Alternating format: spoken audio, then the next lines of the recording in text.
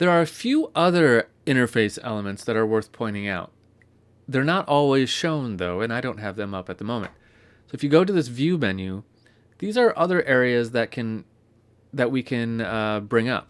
The mixer we've already seen, right? This floats in a new window, and we can close it with the red button.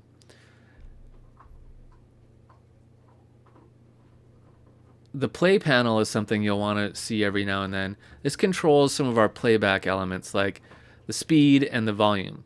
Now the speed is being set by our tempo marking, so this is a percentage of that tempo marking.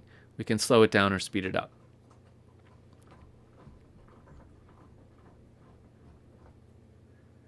We can also see a navigator, which shows us our entire score in a tiny little mini window down here, and we can click and drag to zoom through it often or quickly.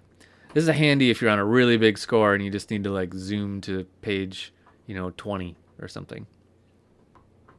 This is where we can also find that floating piano keyboard that we saw earlier.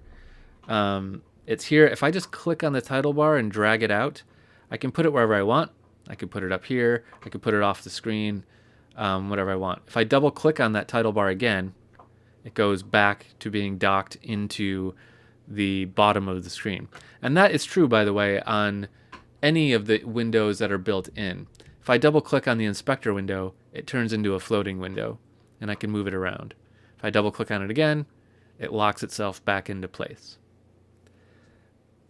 Any window down here, I can click on the little X and make it go away. So don't forget about these extra things up in the view menu that you might want to see or not see.